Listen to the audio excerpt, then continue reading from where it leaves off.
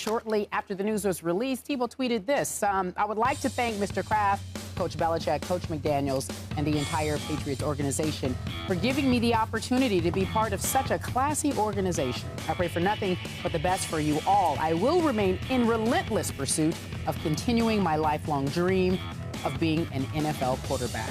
Now, you both said on Friday you thought that he would make the team, obviously for different reasons.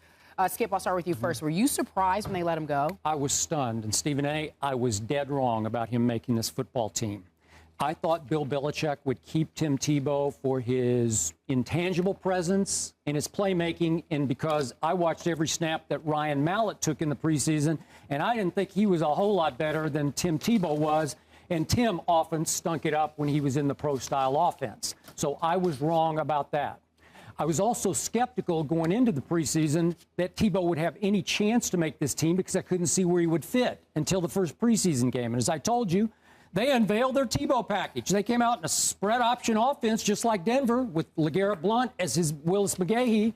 And boom, boom, boom, they went for the touchdown to start the second half. And I thought Tim looked like Tim was in Denver. I thought he looked pretty good.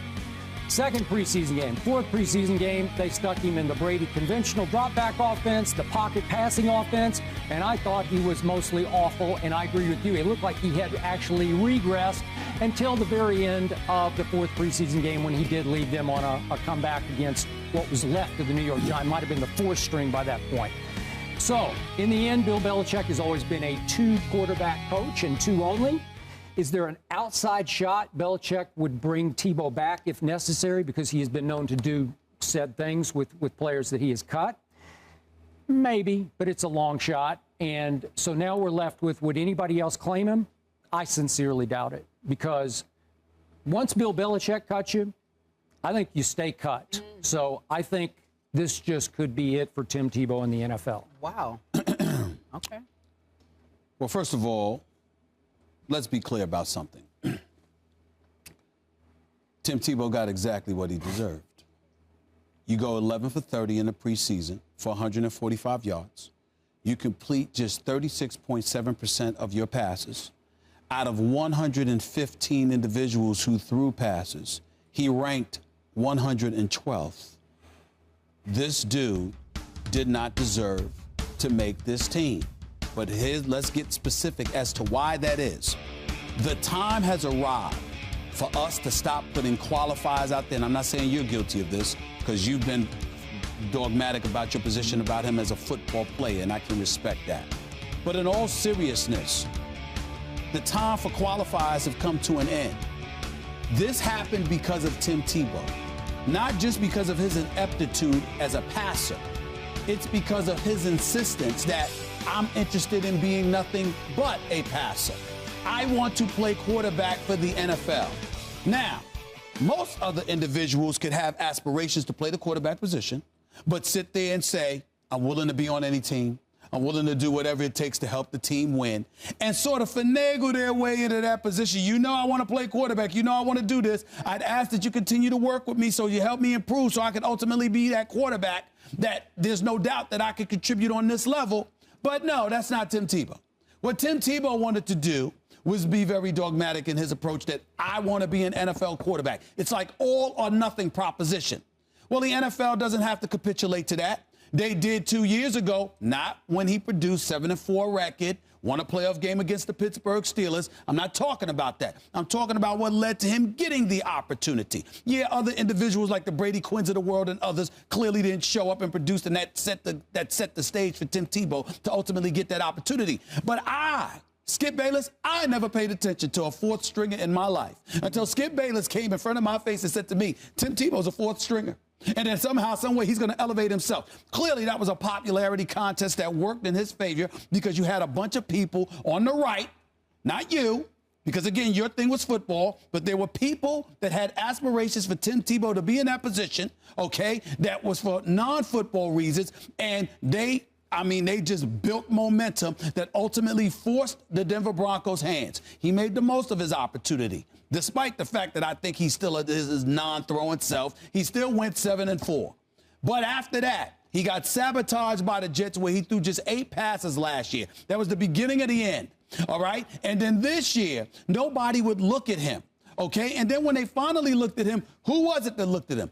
Tom Brady, Bill Belichick, and the New England Patriots. Clearly, he wasn't going to be a starter. So their whole mentality was, let's see if you are the guy worthy of being worked with. Okay, so what do? They bring him in. Then not only does Bill Belichick bring him in, the offensive coordinator for Bill Belichick, who drafted Tim Tebow in the first round with the 25th overall pick while he was the head coach of the Denver Broncos and Josh McDaniels, what do? You've got the coach there who's a legend. You've got a quarterback who's a future Hall of Famer and widely considered one of the top 2, if not the best in the game by everybody but me, because I think Aaron Rodgers is that dude. And then you have Josh McDaniels, who's the guy that drafted you, wants you to succeed. Okay, and he's the offensive coordinator, and you still failed.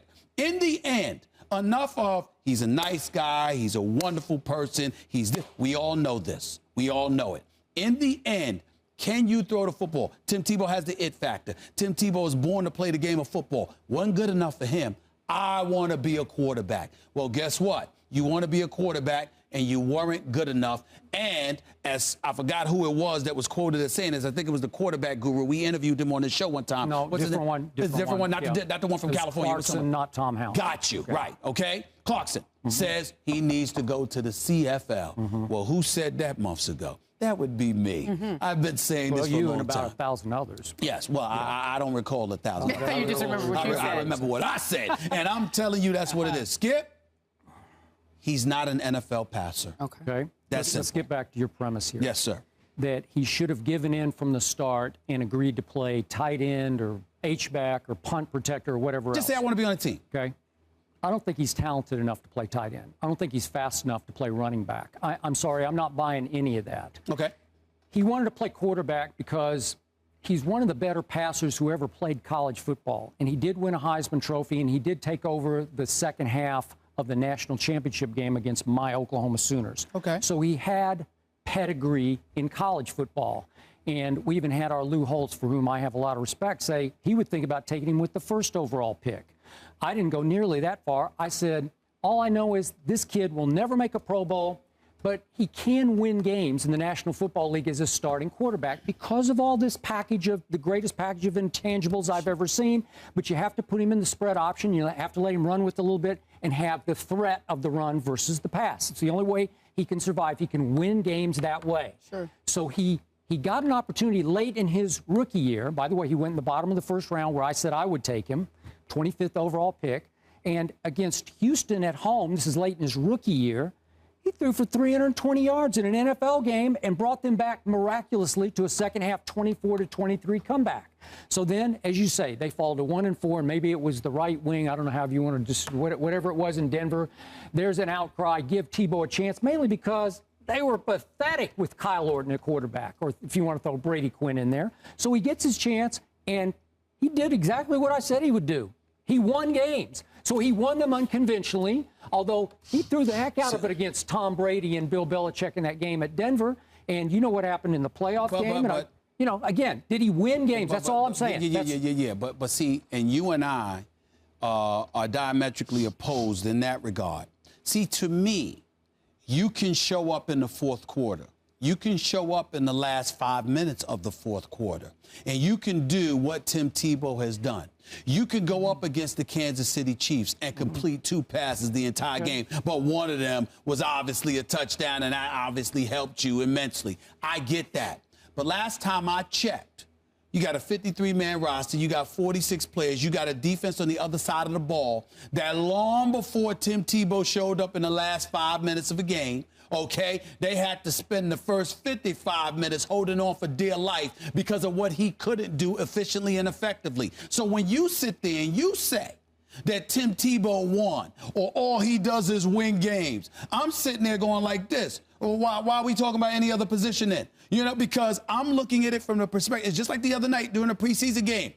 Guy ran a slant pattern, went over the middle. Tim Tebow threw it a little bit high, but still got it there about 10 yards. The dude makes it. He's a game breaker and turns it into whatever it was, a 60-yard touchdown pass or whatever the case may be. Clearly, it was all him as opposed to Tebow. But we'll look at Tebow and say, what a pass. No, I don't do that. You know okay? What? And that's what I'm just saying. For the record. Sure. You keep saying the defense carried Tebow to the fourth quarter. Just For fun, go back and look up the stats from the Christian Ponder game. You're down. Okay. You make fun of Christian Ponder a lot on the show. Tim Tebow played a good game that game against Minnesota. Christian Ponder lit them up, too. He also played a good game against Chicago, I remember. Did he? But what I'm trying to say to you is this. I don't ignore that, Skip.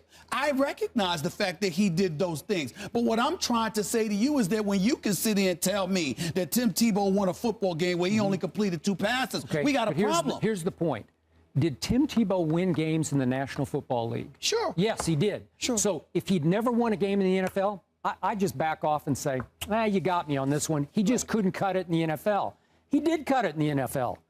I was right about that. He could win games, and we saw him win a whole bunch of games that year.